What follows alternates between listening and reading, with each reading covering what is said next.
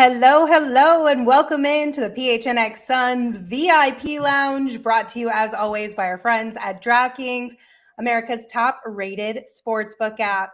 I'm Lindsey Smith, and I'm joined by Saul Bookman and Gerald Bourguet, and the Phoenix Suns defeat the Indiana Pacers 112-94, and we are hanging out in the VIP Lounge once again. It feels good to be here. How do you guys feel? A win is a win, and this one was a kind of fun game to watch, to be honest with you. It had its moments where it kind of sucked, but for the most part, I was like, oh, this is a pretty good game. Yeah, that was a really fun game for a multitude of reasons. We'll get into all of them, but DA and Book both showing out, and we got some nice little auditions on the Pacers side, and the Suns bench really came to play when it mattered in the fourth quarter. So I mean, a lot better than we were kind of expecting heading into this 5 p.m. early start Friday game. Yeah, this is a good way to end your week. Wrapping up a Friday with a Suns W. Again, 112-94 was the final score. Before we get into everything, let's just go straight to the bar. And tonight's drink of the game is whatever you're drinking, we're making it a double because Devin, Booker, and Deandre Ayton showed out tonight. Like, kudos to those gentlemen. Shane, where's the clapping sound when you need it? You know what I mean? Yay! Thank you, Shane.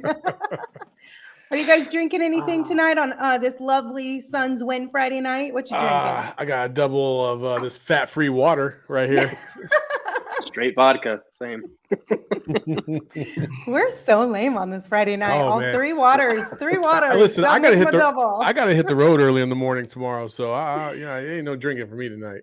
Hey, that's fair. That's fair. But all right, let's get into it because it was a fun game. You know, they started off, Devin Booker and Deandre Ayton started this one off hot. They had the team's first 19 points of the game, 19 of their 23 total points in that first quarter. We got to see a Deandre Ayton three. Did you get a little fist bump in there when DA knocked down that triple? Yes, always. Absolutely. Anytime. Anytime he hits a three and anytime he can show that he has that versatility, just to remind you, like, hey, I can do this. I'm always going to be down for that. Yeah, that was fun. Hey, listen, I'm going to DA stand right now for a second, okay? Listen, my man had 21 and 9 in the first half, and then it was like Devin Booker was like, all right, that's enough. I want to shoot now.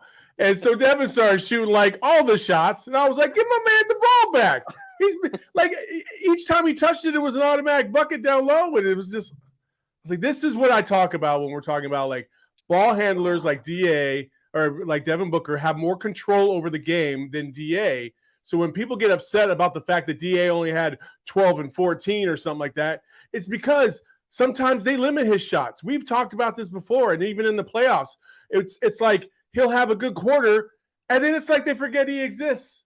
Like, and no, I'm not bagging on Devin Booker because of this, because Devin, he had a great game in the second half for sure. But damn, man, I would have liked to see more DA touches to get him the rock a little bit more because he was playing so well. All right, I will agree with you to a certain extent on this one because he only had 6 in the second half. He had 6 in the second half, and it was only in the third quarter. So I get what you mean, but like Book had 22 in the third. Like he was going off. You feed the hot hand. Like they wrote it in the first half, which is something they do a lot, and then his second half usage, it does plummet a lot of the time. I think in this case, it's okay because Book was going off, and then they had Campaign and Landry Shamet come in, and they actually did some stuff in the fourth quarter. So that was nice to see. But I get what you mean because like he has 21 at half, and you're looking at his career high of 33, and you're like, okay, this is one of those nights where like nobody else has it going. Like even Book at the half was 3 for 10, so it's not like he was lighting it up in that first half.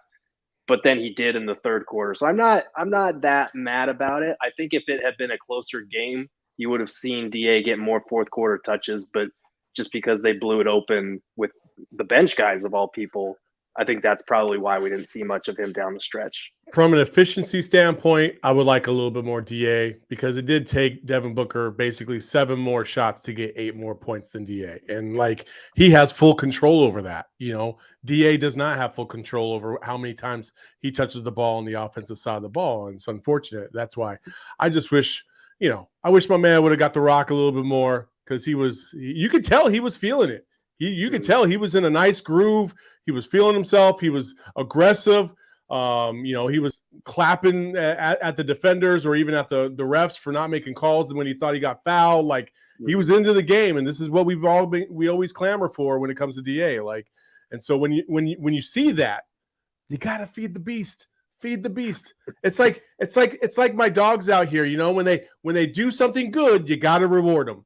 And when DA's doing something good, you got to reward him. Otherwise, he's going to be like, man, fuck this. I'm hustling up and back and down the court and I'm going to get rewarded? Nah, son. All right, I'll go back to, I'll play when I want to, DA.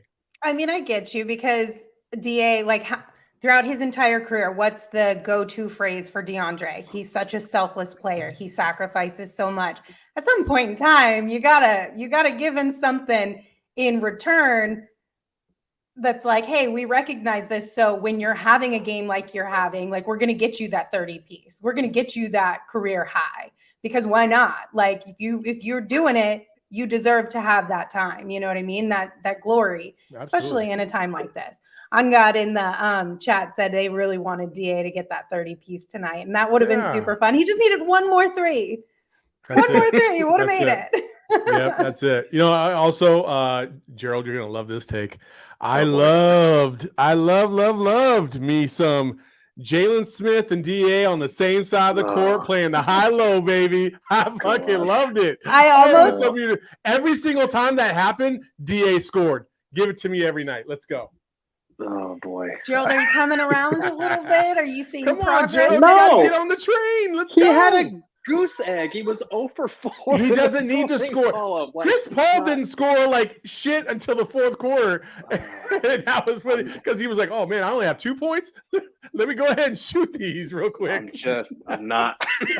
I'm never Gerald, I need you to think about it like this, okay? Mm-hmm. Let's say they make a trade for Serge or who's the other guy from the Clippers? I'm forgetting his name.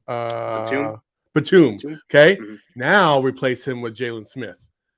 Now you got something. You got the high-low going right there with 2 bigs. Yeah, that's what you want to see, baby. Yeah, because you got guys that have the right skill set for that spot. Jalen Smith can shoot the 3. Oh, yeah, he can shoot the 3. He just can't do any of the other 4 things, on the defensive end. That's all right. That's all right. No, it's not. You don't want him at the 4. That's all right. Yes, you do. We got to get off this topic because this is a good night. Right. We don't want to ruin the What good we're going to do is we're going to keep going quarter by quarter. So we kind of touched on the first quarter. In the second quarter, I feel like the theme of that quarter was, hello, I'd like to buy a bucket, please. But thankfully, the Suns did close the quarter on an 8-0 run, and they finished the half 47-38. So any thoughts on that, or you kind of just want to gloss on over that one? No, we can gloss on over it. I just love the fact that, again, DA forced one of his guys to go to the basket, and then Jalen Smith cleaned that shit up at the wrap up the half. That's the dynamic, dude. I'm telling you, that's the Twin Towers part 2. Let's go. That was a broken play, a fast break. It doesn't matter. But Gerald, I don't care. Jill, didn't you tweet about it too, that you loved at the end, DA added an extra little smack on the ball just as a get out of here? That was fun. that has nothing to do with Jalen No, Smith but it was playing the floor. But I did love that. Teamwork makes the dream work, baby. Let's go. I loved it because he just spanked the ball bad. My guy got you, supporting his teammate. It was pretty funny. And then in the third quarter, it was a little bit of typical Suns fashion. Third quarter, they held the Pacers to 38 points in the first half, but they allowed them to score 38 points in the third quarter alone.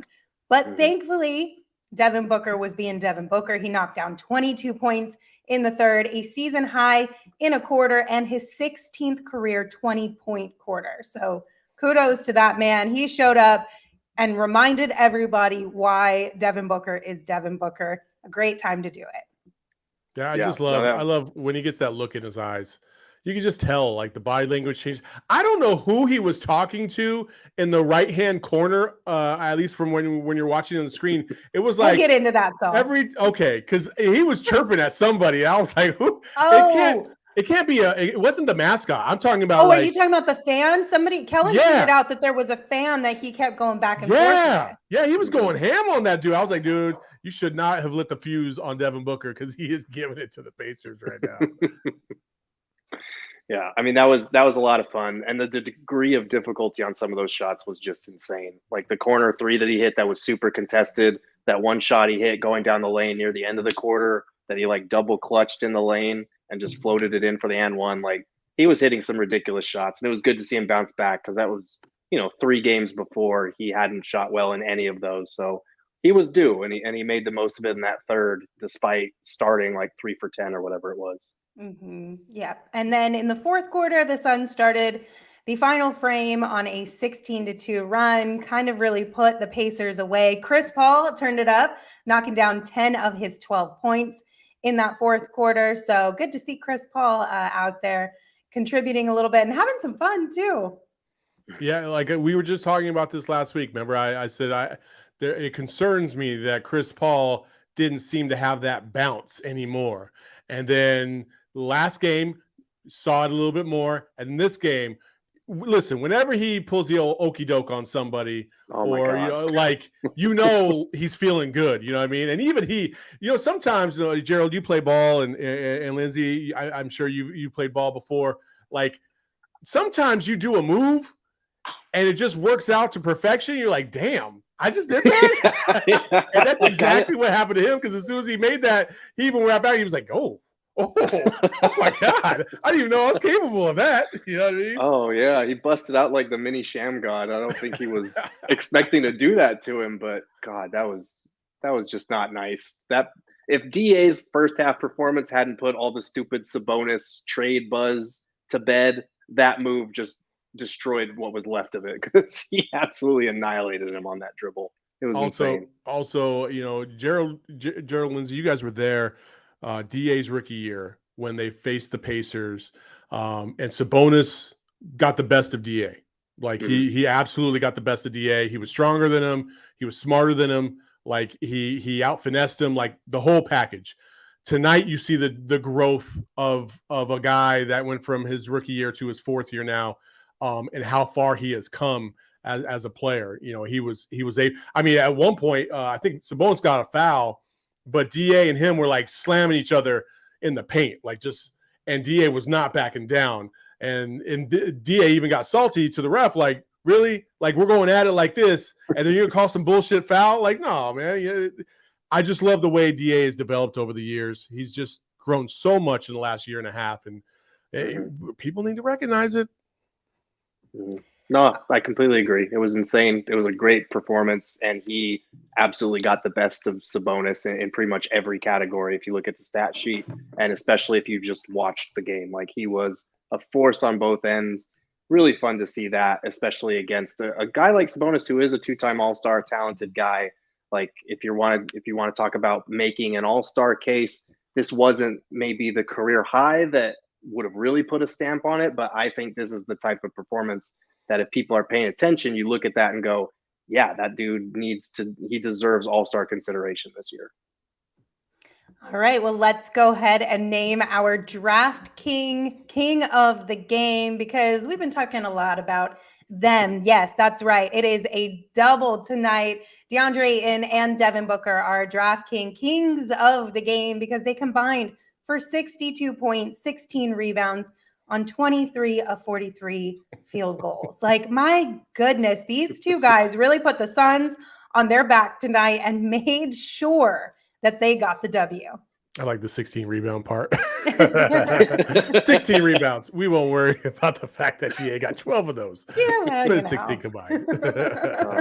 Devin also got 22 of those points in one quarter. So, it's a group effort. It's a group effort. The two of them really did show up big time tonight. And you've been talking a lot about Deandre Ayton. So let's focus a little bit more on Devin Booker, give him a little bit more love for tonight's game. I kind of mentioned earlier that I think, Gerald, you were the one who actually mentioned tonight a key player you wanted to keep an eye out on was Devin Booker and just kind of him getting back to Devin Booker ways. Do you feel like this was the game that could kind of launch him back into the rhythm of elite scoring and just making big clutch shots and tough shots consistently? Yeah, I think so. And it's good that he kind of had that rough first half, because I think that shows even more that he was due. I hope that he can ride this momentum, especially against, we've talked about this on the last show. Like, the Suns' upcoming opponents on this road trip are not great. Like, they've got the Pistons after this, I think. They've got like the Spurs and the Mavs. Like, those are all mediocre or losing teams. So this would be a great time for him to kind of get in more of a scoring rhythm, ride the momentum of that third quarter, which was one of the best scoring quarters of his career. Like, this is the type of thing you can build on, especially after a rough stretch over the last week or so. And with guys being back and being more conditioned, like we saw it from DA tonight, he looked a lot. He just had his wind with him this time. And I think that was part of what helped him shrug off the last two games as well. Guys are back, they're healthy, they're conditioned. Now everybody's in their normal spots again, finally. So I think you can ride that as a team and individually. The rest of the Suns missed a lot of shots, but if those fall, this is a very, very dangerous basketball team. I don't need to give Devin Booker any more love than he already gets. Yes, you do, okay. Saul. Yes, you do. Give that man his flowers. No, he had 22 in the third quarter. Fantastic job, Devin Booker. That's what superstars do. You played like a superstar tonight. Let's carry on. Okay, listen. Jesse Friedman in the chat brings up a really good point. He said, the Suns have the best record in the NBA. I take that for granted way too often. Enjoy every moment, fam. And that's perfect for Saul, how I feel you should feel about Devin Booker. But not just you, really all of us. I'm singling you out because you gave me grief about giving Devin a little extra love tonight. But all of us. No. You were like DA got love. Let's give Devin Booker love. Like, we never give Devin Booker love. I'm like, no, we love Devin Booker every show. Deandre a lot. Let's give DA a little bit, or let's give Book a little bit more. It's because DA needs all the love. Because there's so many more haters for DA than there are for Booker. This is very true, but still, I do think Jesse brings up a really good point that and oftentimes also Jesse's covering the worst team in baseball. Of course, he says to appreciate the best team in basketball because he knows how bad it could be. We do too. That's what I'm saying, though. For the last decade, we have had to endure some awful stuff, so we should just take a moment, a moment of silence to be thankful for what we have. Moments of silence. Did you just hold on? Everybody bow your head. Okay. No. Listen, nobody appreciates what the Suns are doing right now more than me. I promise you that. Like, I love the fact that we're talking about championship level basketball with this team. That's what we're here for. I think last year the run kind of caught everybody off guard. They were excited about it, very excited about it, but it's kind of hard to soak it in when it happens kind of all of a sudden, like it took until the sweep of the Nuggets for everybody to realize, oh shit, is this about to happen? Like, for real? Like, and so that next 8 weeks was just like the best 8 weeks ever. Right now, it's like a slow kind of process. We understand that this team is good. We understand this team has championship aspirations, and it's great to watch every single night. That's why we can nitpick about stupid shit like who should get more love tonight, DA or Book. We are very privileged from a basketball watching standpoint right now. But the one thing that I do want to note, to Jesse's point about the Suns having the best record in the NBA, is they widened the gap a little bit tonight, because now they are 2 games up on the Warriors, thanks to this win in Indianapolis. So that's good. Chicago won, right? Let's check here. Oh no, the Warriors are up by. That game was over the first quarter. But if they had lost tonight, it would have been down to 1 game instead of 1.5. So I really think if you look at the hierarchy of the West, like Utah and Memphis are going to be swapping, but you don't want to be in that 2-3 spot with, the Warriors or the Jazz or the Grizz. I think you want that 1 seed. You want to have home court advantage throughout the West. and you want to avoid whoever winds up finishing above each other between that Jazz Grizzlies duo there. So getting the 1 seed is big, and if they can widen that gap, that's huge. So every win like this, that's a big thing. Listen, I think tonight also kind of proves Chicago's a nice, fun little story, but let's be real. Nobody in the East is the beast that the West is. You might give it to the Nets and the Bucks, those two. Outside of that, nobody in the East can beat anybody in the West in an NBA Finals. It's just not happening. That's why I think everybody's kind of focused on those 4 teams specifically, but mainly focused on the West because the West is the best. It is. West Coast, best coast. There you go. Just to be clear, I wasn't stating that we should be giving Devin his flowers and not Deandre. I just wanted to make sure we were giving both of them. Did somebody say that? I do. I just Chris said, DA and Book Love are not mutually exclusive. And I just want to make sure that it was that I love both of them equally. So, yes. Anyway, Brian in the chat said Booker is back and the beanie is back. Coincidence? I think not. Maybe I should be wearing the beanie more often. And then everyone in the chat is kind of asking for somebody to fill in for Espo tonight with his yell about the Phoenix Suns being the best team in the NBA. Who can replicate that kind of and squealy kind of to do it? Kind of like the Phoenix Suns are the best team in the NBA. Is that okay? Is that a good impression or no? No. You didn't have to do an impression. You could have just done it in your own voice. Oh my bad. Oh God. I love you, SO. My goodness. Oh my God. I thought that's what we were doing. My bad. I thought you said to imitate it. No, I just said you needed to fill in because Espo's not here to do it. I'm sorry. I didn't get the notes on this. My bad. Oh my God. All right. With that, we're going to take a quick break because the NFL playoffs are here and DraftKings Sportsbook is kicking things off with a huge offer. So counting down to Super Bowl 56, new customers who sign up using the code PHNX can get 56-1 odds on any wildcard team to win their game. Bet just $5 and win $280 in free bets if your team is victorious. So just your call to action and a reminder to you is to download the DraftKings Sportsbook right now. Use the promo code PHNX and you'll get 56-1 odds on any NFL team. When you bet $5, you're going to win $180 in free bets if your team wins. Just a disclaimer, that is 21 and older, Arizona only. Gambling problem, call 1-800-NEXT-STEP. New customers only. Eligibility restrictions apply. See DraftKings.com/sportsbook for details. Okay, so we're going to bring in Shane because Shane has made impression? No. Shane has made so much money off of live betting the third quarter during Suns games. So you need to break it down to us what you're doing and then give us like a pick of the week. Like, how can we get in on this action on Sunday? Well, on Sunday, if you're awake and you have already eaten breakfast, or if you're making breakfast or at the breakfast table at 11 a.m., or if you're at brunch even, watch the Suns game. In the third quarter, they always take a big stinker. I don't know what it is. If they're up by 20, if they're down by 10, it doesn't matter if the game's tied like it was tonight in the third quarter. You go over to the DraftKings Sportsbook app, and there's live betting options for every NBA game updated, probably faster than Bally's has it. And you can, as soon as a team like the Pacers goes on a run, like Justin Holiday hitting threes, the second I saw him hit that three to go up 3, I got them at -4.5 live at plus money, which means I bet $25 and won 38.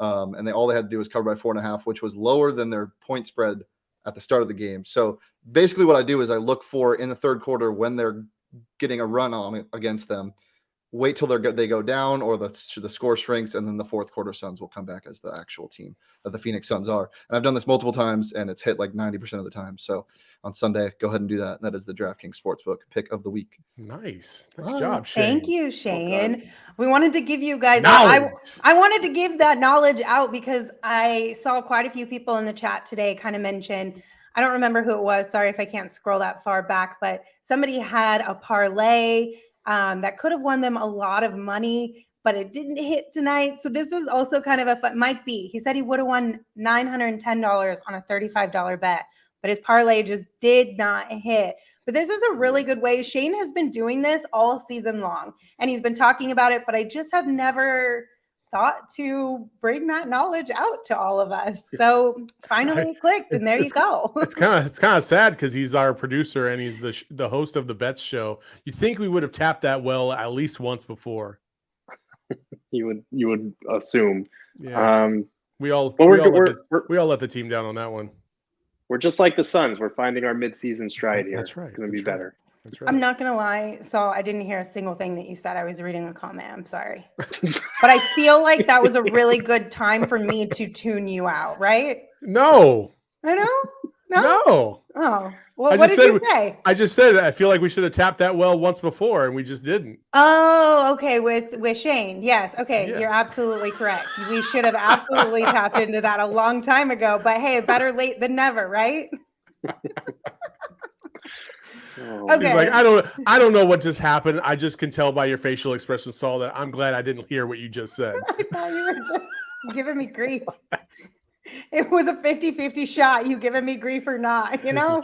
This is true. I'm the Lindsey, listen, I'm the only one on the show that gives you grief about anything. So this is true. I mean, somebody's got to make sure we're both humble. Okay, fair. All right. So one thing I do want to talk about from tonight's game, Gerald, you were the king of taking notes on both Justin Holiday and Torrey Craig all game long. Yeah. You were tweeting it out. You were letting us all know what you were seeing, what was standing out to you. So give us the report. What did you see from those guys? And did it make you want the Suns to trade for them even more? How did it sway your opinion at all? Yes, just reinforced everything that I already thought. And so now I'm taking it and running with it because, I mean, Pacers leading scorer tonight, the only guy on the floor who hit more threes than Devin Booker, who had 6 himself. Holiday had 25 points, shot 7 of 14 from 3, a couple of them off the dribble. He had 3 blocks in his first 8 minutes on the court. Like, he was a very good two-way player for the Pacers tonight. And like, if you look at his season numbers, he only averages 28 minutes a game. He played 37 tonight. Torrey Craig, he only averages about 17 minutes per game. He had 25 minutes tonight. So I don't want to read too much into it because it's one game, but they got a lot more minutes than they normally get on the floor against a team that might be interested in their services. And they both showed out. Like Torrey Craig, he only had 8 points or whatever, but he did hit 2 threes, which he doesn't really do very often for the Pacers. He hasn't done that like all season. So, I mean, if that's not a flare, like get us the hell out of Indy, I don't know what it is. It was an impressive performance from both of them, and you saw a lot of the things that they could do, maybe not in as many minutes, but in a limited role on a contender. Like both of those guys showed out, so it was a win all around for the Suns tonight, really. I'm on board with the Justin Holiday. All right. I'm on board with Justin Holiday. I thought he's a nice player. He's a nice piece, and I can only imagine what he would do on a team like ours. I'm not wearing the Torrey Craig hat tonight, folks. Oh, he took it off. I didn't even notice that either. Yeah, you didn't notice it. Somebody else in the chat did notice it. Somebody in the chat did notice it, and it's because I have that ship has sailed. It was good for that 3 or 4 months last year, Torrey. We appreciate your contributions to this franchise, but it shall be no more, not from here on out. Torrey Craig, no longer. Wow. R.I.P. Torrey Craig. He's dead now. He's dead now. He's dead to me. Saul, at least. He's dead to me. But you're still like you're good with the Justin Holiday if that move were to be made. He's a nice player. I would like a little bit more physicality from a guy that would come in. That's why like a Serge Ibaka or a Nicholas Batum would be nice because they're bigger guys. They can physically handle a switch of position and maybe be a little bit more versatile to guard some of the guys that you might have to bang with down low. But if you're going to go with a wing, Justin Holiday is a very good contributor from the wing, and I think you can't go wrong with him, especially when he shows you that he can hit the three. And he's versatile. He can take it to the basket. He's lengthy, and how the Suns love them some length. So it's a nice addition. I wouldn't be mad at it. All right, gentlemen, go ahead. We're converting some people around here. I love it. Listen, it's called growth, Gerald. When I realized that I might have been wrong before, I can grow and learn from it and move. That's Are awesome. you like subtweeting Gerald right now? Sticks at the four. He totally was. It's either me or it's Espo or it's both of us. Of course, sticks at the four, so it's both of us. Damn. I'm gonna just ignore that and be like, "Wow, subtle shots at Espo, and he's not even here." Listen. God help you if Sticks ever has like a 6-3-point game opposite on the side, the same side as DA, and they hit that high-low. Oh my God, Gerald! I don't give a shit if he ever plays in the Suns uniform again after that. I will let you have it for the rest of 2022. Oh man, I'm at the point where like this dude could have a Hall of Fame career at the four, and I'd be like, but if they had played him at the five, yeah. Very true. You just gotta stick to it, Gerald. I mean, it is what it is. It's okay. I'm sticking to my guns. This is why I don't pick sides, because I'm like, we gotta wait to see. That's why. I don't like the receipts. I don't like the receipts game. No one will ever have receipts on Lindsey because everything is just nice, neutral. She even had to come all the way back to apologize and say, no. That doesn't mean I don't want DA to have his flowers. Like nobody interpreted it that way except Lindsey. You did. You were giving me grief about it. No, I was just like, a complex. I know. That's not at all what happened. Oh my goodness, that's funny though. Oh man. All right, so we have two additional topics to get into, but before we do that, because they're kind of like around the game, but not specific to the Suns and Pacers game. So before we get into those, is there anything you guys would like to bring up about tonight's game that you'd like to highlight? One minor thing. It was nice to see Campaign play a little bit well. We mentioned it very briefly, but 11 points, 5 assists, 5 of 7 shooting, team high plus 19. Like that way, it didn't come on until late in the game, but him and Landry Shamet were part of the reason they busted that wide open to start the fourth quarter. So that's really encouraging because we've talked a lot lately about his struggles and how infectious he is when he does have it going for this team. Everybody on this panel just wants this dude to succeed. Everybody that cheers for the Suns wants this dude to succeed. So hopefully he can also build on this momentum like Book and carry it forward, especially with the trade deadline coming up. He saw the Jaren Jackson. Oh my God! No! Oh, not even going to talk about it. Just move along. Do you have anything else from the game, Saul, you want to highlight? DA is the greatest center in the NBA. Oh boy, that's all I'm going to say. All right. Well, with that, we have some fun topics to get into now. So we are going to start with the Take Your Shot presented by Arizona Department of Health Services. So COVID-19 vaccines are free for everyone 5 and older. Those 12 and older are also now eligible for a booster. Visit azhealth.gov for a location near you. Our Take Your Shot moment of the night. Saul, what is it? I love the fact that the Indiana Pacers and Devin Booker can have a sense of humor about what just happened in Toronto, because as you all probably saw across social media, the Pacers introduced the Suns and played the Jurassic Park theme song. That was fantastic. There was even a clip, I think we have it, I'm not sure if we have it or not, where Devin Booker first got fouled and he's going to the free throw line. And as he's going to the free throw line, he's calling for the mascot to get over there behind the basket. He's ready. Like here's the shot. Devin Booker's like, oh, and Devin Booker understands the moment. He's calling for him right now. Yeah. He's like, yeah, where's he at? Wait, over there. Hey, yeah. Hey, come on over here. Let's go. Let's move this. Hey, get your ass over here. Get behind the basket. Start waving your hands. Do whatever you got to do. But I'm ready. And I just love that from Devin Booker.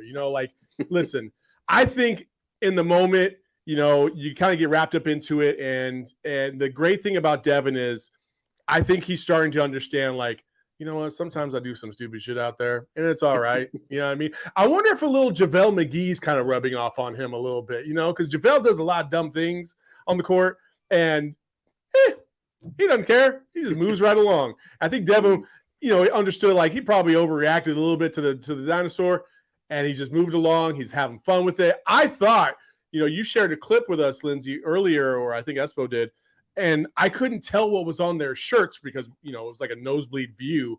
I thought that Devin had a picture of Barney on his shirt. That would have been even better. I thought that was the Raptor mascot or something like that. I was like, oh my God, that's the best. but it wasn't. That would have been the only thing that would have been bet. So he took his shot. So did the Pacers. They all had fun with it, and that's what this is all about. It's having fun.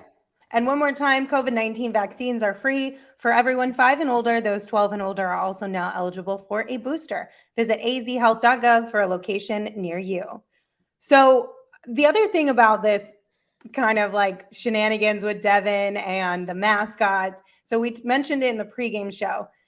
The Chicago Bulls already had a skit that they did at halftime that involved a T-Rex, but basically the raptor. Now we've got the Indiana Pacers getting involved in it. There was also a video that came out. I think Devin saw the guy dressed up in the dinosaur costume pregame and was trying to get him to come over and like talk, in air quotes, like talk to him. I don't know what the plan was. They were gonna have a little powwow. But he wouldn't, the dinosaur wouldn't go over near Book. And I don't know why. I would have loved to have seen that interaction and what would have unfolded. I wonder if there was like some like protocol stuff going on right there. Like yeah, we could let you go, but we want to make sure that everybody stays safe, especially the players, because they got to play, you know what I mean? So that's fair. I don't know. So let me see, what comment was it? Mike B said, yes, love that you hit on this, laughing my butt off. That's what I'm saying. The man is pissed, dude.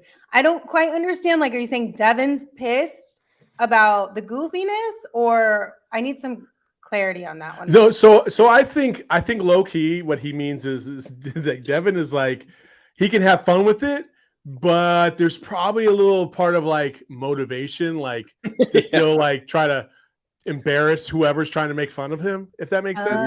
You know, it's very much the Michael Jordan and then, you know, I got upset or whatever. I took that personally. I did. I took it personally. Yeah. It's very much like, but that's what to me has taken Devin from this guy who was a budding star on the rise, but he just wasn't good enough quite to make an all-star game, or he was, but he had to get, you know, things had to break his way to, okay, I feel like we're going down the territory of legendary status, because there's a look that these guys have when they try to take over games, and Devin Booker has that look. Like tonight in the third quarter, when you see it, damn it if that didn't give me Kobe vibes, you know what I mean? Or Jordan vibes. Like, dudes that just have that look like, dang, there is not a motherfucker out here that can stop me right now, period.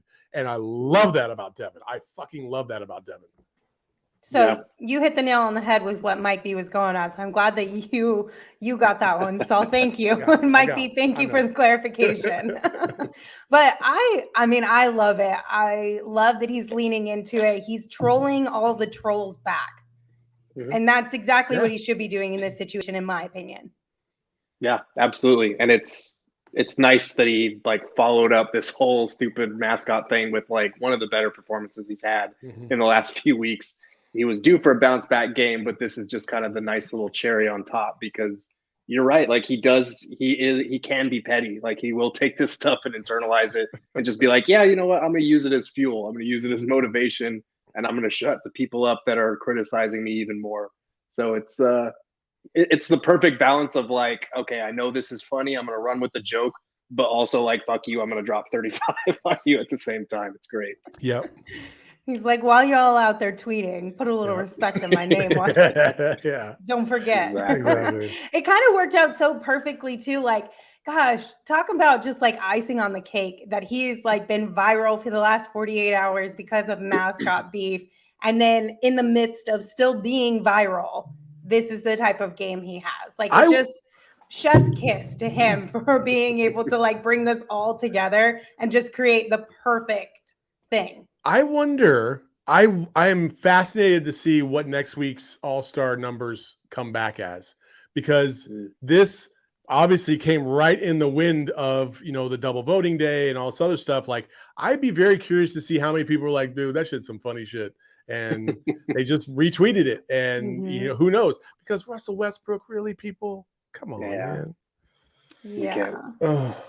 Vince in the chat brought that up too. They said, how did Westbrook get more All-Star votes than CP3? Laker fans don't even want to watch him on their own team.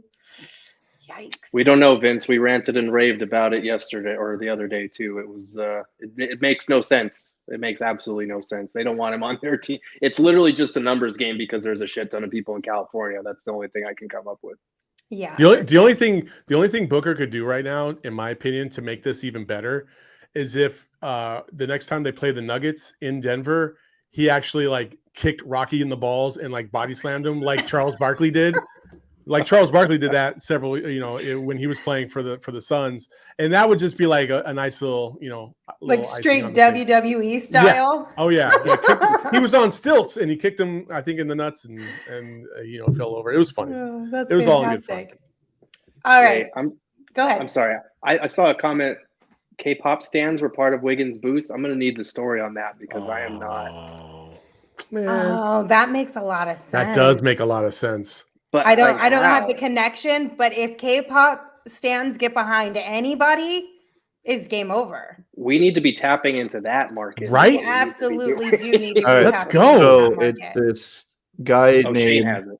named Bam Bam.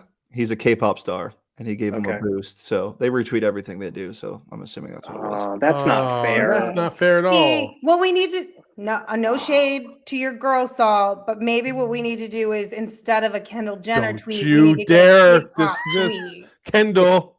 Sweet I didn't baby, say anything Kendall. mean. I'm just saying maybe we need to put our focus towards a K-pop star tweeting next instead of a second Kendall tweet. Maybe that would be the what does it for us. Maybe we should.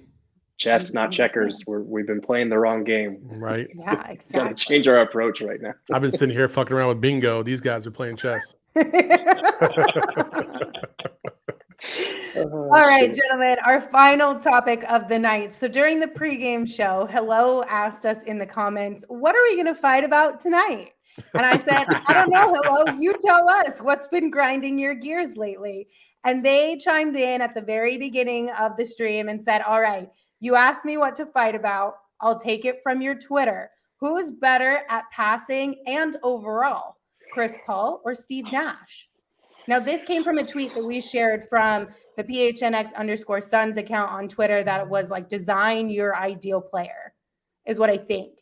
So what do you guys think? Who's better at passing and overall, Chris Paul or Steve Nash? I am going to say, without any hesitation, that Steve Nash is a better passer, but Chris Paul is the better overall player. And the reason why Chris Paul is the better overall player is because he can score and he understands that he should score when needed. Steve Nash struggled with that when he was with the Suns, and that's part of the reason why he regrets not being a little bit more assertive offensively to get them to an NBA Finals. And number two, Chris Paul plays defense, and he's one of the best defenders in the NBA. So for those two reasons, Chris Paul overall is the better player. But Steve Nash, man, he had some tasty dimes, and he made a lot of dudes a lot of money. Chris Paul's made a lot of dudes a lot of money too, but Steve, man, he was just different with the passing. I loved it. So, Steve. Yeah, I think when you talk about passing and when you talk about being a point guard, like we're splitting hairs here either way because they're both two of the all-time best to do it. I would say that Steve Nash just strictly passing is probably, I'd give him the edge.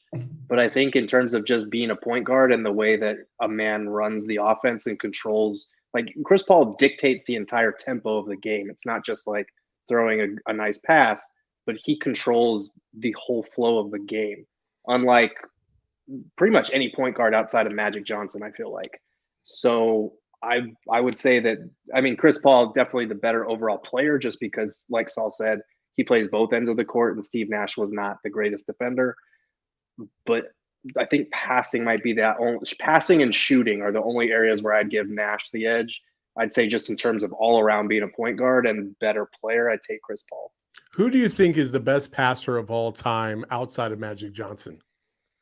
This is an interesting test for Gerald because you can go a myriad of different ways in how you explain who is the best passer.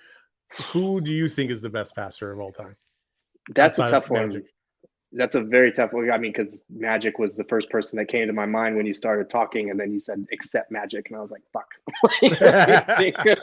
because it's Magic, and then everybody else is a distant second. Like John Stockton comes to mind, but he just had a shit ton of assists because he played with Karl Malone for forever. Yeah. Like I would actually maybe in terms of just passing ability, I might give the edge to someone like LeBron, Steve Nash, Chris Paul. Those would be the guys that come to mind for me. Hello's like say LeBron James. I know the chat right now is so funny. Honestly, like to me, like I'm going from a purely entertainment standpoint because when I go watch guys pass, like, damn it, you better do some shit I've never seen before because I don't want to just see a nice little bounce pass for a layup. You know what I mean? And for me, Pistol Pete was pretty cool. Man, my guy, White Chocolate, baby, Jason Williams. Man, he had some of the sickest passes you've ever seen in your life. You would literally go watch him play just so you could see him pass. That's how good he was. Like, and and because of that, that was very Magic-esque, right? Magic made you want to pay attention to the assist now because he was just like, you know, the no looks and stuff like that. And so Jason Williams, you know, the behind the back off the elbow, and you're just like, oh my God, what? You know, it just beautiful. I loved watching him. It was so much fun to watch that guy. But yeah, so but it was interesting in terms of his peak, like the flashy passes, like Jason Williams, like you can't really go wrong with that pick. He was amazing. Like I really wish his career had lasted longer than it did. Yeah. He plays rec ball now. And he looks like a wrecking ball now. Did you see that dude? He was so buff. It was insane. Yeah.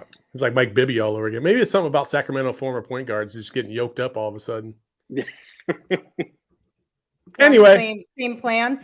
I don't think hello, I'm sorry if that didn't live up to your expectations because there was literally zero fight there. I think everyone was pretty much in agreement on that one. It was a pretty easy decision. It was a good little conversation for sure. Yeah, it was a pretty easy decision. Now, if you ask me if a hot dog is a sandwich, we might fight, but you know, oh man, that's for another day. We'll save that for another day. But hey, did you guys see that JaVale McGee pass tonight? Oh yeah, yes. That was Chris Paul-esque, Steve Nash-esque. I was like, oh, hello, JaVale. I was like EJ. I thought he passed it way too late, and all of a sudden, campaign easy layup. I was like, what? What just happened? That was nice. Oh yeah, that was beautiful. Yeah, love to see it for sure. All right, gentlemen, thank you for joining me for these Friday night VIP lounge hang. Before we sign off, is there anything else you want to say? Couple things real quick. Obviously, big weekend. We got a lot of Suns games coming up on Sunday, Monday. You also got the Cardinals, which we do not want to forget. Tomorrow night, the Phoenix Cardinals show, the PHNX Cardinals show, I should say, is going to have Jordan Hicks on. He was supposed to come on tonight. Last minute change. Things kind of got a little haywire, but he's guaranteed coming on tomorrow. So check it out at 6 o'clock. On their show. And Gerald's been writing some dope shit on our website. Please check out gophnx.com because there's a lot of great stuff going on. We have membership deals too. If you're not a member, become a member. We got buy one, get one for Cardinals merch. Next week, we got some Suns stuff coming up. So join the party. Yeah, if you become a member, you get either a free t-shirt from the PHNX locker or your first month for just 50 cents. So some really good deals. And like Saul said, you get member only deals and discounts like the buy one, get one free. Is that what you said? Buy one, get one free t-shirts right now? Buy one, get one 50% off. Buy one, get one 50% off t-shirts. So you could grab one for free when you sign up from a membership. You could buy another one and then get another one for 50% off. And you basically got your whole team wardrobe. You're ready to rock and roll. And like Saul said, Gerald writes really great content. So that's the icing on the cake is that you definitely get to read all of Gerald's amazing content. Gerald, are we making you blush? The chat Did is I do going the crazy. face again? Oh no. What'd the chat say? They're just going out. They're like, is the taco a sandwich? Is our pancakes dessert? Is a tamale kind of a burrito? Like, Jesus, no. These are great questions. We need to write them down before the night is over, and we'll have all of these conversations one day. Oh my gosh, man. That's amazing. I love it. All right. Well, thank you everybody for tuning in. Once again, Friday Night Hoops wraps up with the Phoenix Suns grabbing the W over the Indiana Pacers, 112-94. Don't forget to rate, review, subscribe. We really appreciate your support. Until next time. Ma, meatloaf. Let's go. Let's go. Have a good night, y'all. Yeah, we're just going to call it on that one. We'll see you guys on Sunday. Bye.